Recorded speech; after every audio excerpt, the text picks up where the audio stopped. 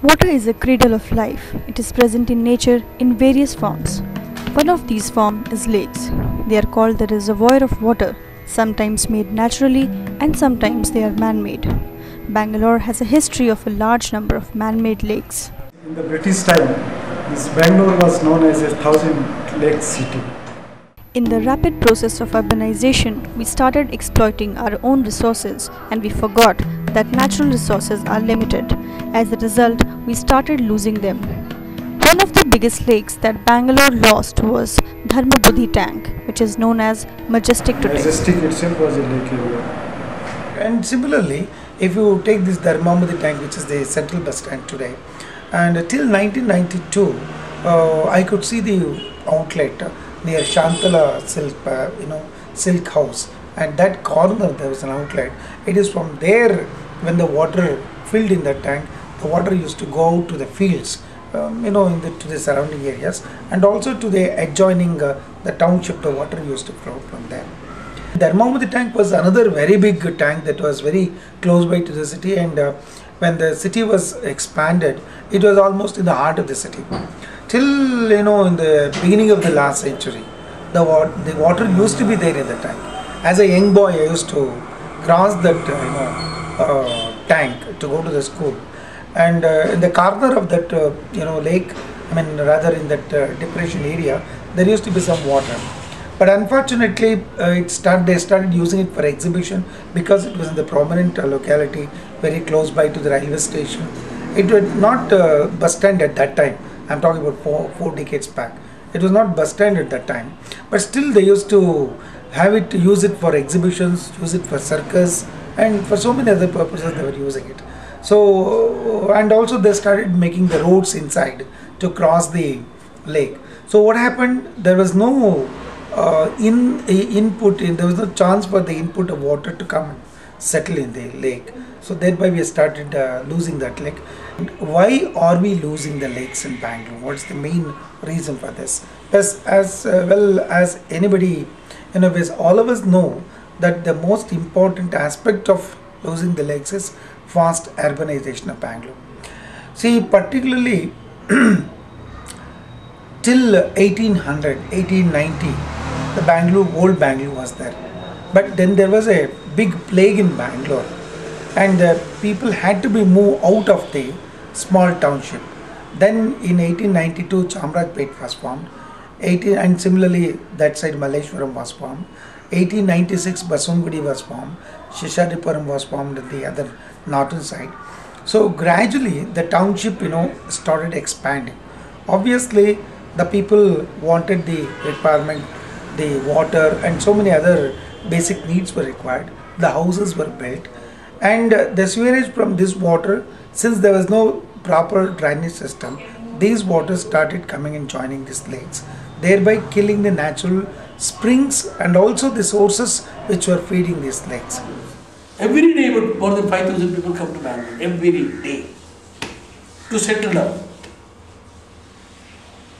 Every day more than 1,500 vehicles are registered, new vehicles. Where do they go? That means 1,500 vehicles means that many number of citizens will come and settle down. They are buying a vehicle, and they will then go taking a residential building or rented building, settle down here. That is the thing. To sustain the increasing population, the city corporation encroached various lakes and converted them into residential complexes to inhabit thousands of people coming to city every year. In the course of time, maybe somewhere in the 80s or even before 80s, the government has granted for various institutes and some other purposes, so they are vanished. BBMP used to encroach land for making road, working drains, making underground water drains, making cables, making all kinds of services, electricity, this thing, that thing, poles, all these services are required. Lakes are a source of sundry varieties of flora and fauna. It stores the rainwater and brings back to the earth in the form of groundwater. See, in any human habitat means it requires a most important thing is elixir of life, water. Not only for human beings, even for the domestic animals. We do need lakes even today, because lakes are the ones which not only give a source for the underground water, number one.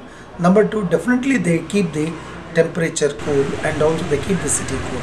This is the purpose for which then the tanks were built, and these tanks not only assisted the agriculture, not only assisted the people for the domestic uses, but they also gave the resources for the underground water level. For a few lakhs and lakhs of birds used to come here and stay there and breed and go back. So once if they lose the habitat, what do? It is a mad race of development, and in the name of development, we have lost almost 70% of our lakes. We also discharge a lot of sewage water, and we have to take bath every day, and bathtubs we need, showers we need. Where does that water go? We have to lay out a big pipelines. So it's a vicious circle. So the wants are many. So again, it is BBMP has to cater, or civic authorities has to cater all these things every day. These are problems. It's not that easy. But the question arises is who owns the responsibility? Nobody comes forward. Nobody takes responsibility. Nobody comes out with a clear-cut package. This is what we want. The role of this organization is basically a body which facilitates to develop the lakes in Bangalore. Lakes has to be maintained. It's wasteware, and then it's sluice, and it's water supply catchment.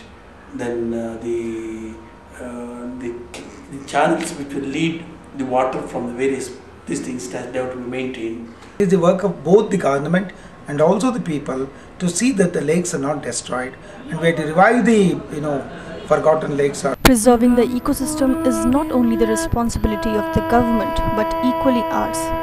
We together make the ecosystem, and we need to preserve them in order to survive. We should make an initiative to preserve the lost lakes in Bangalore.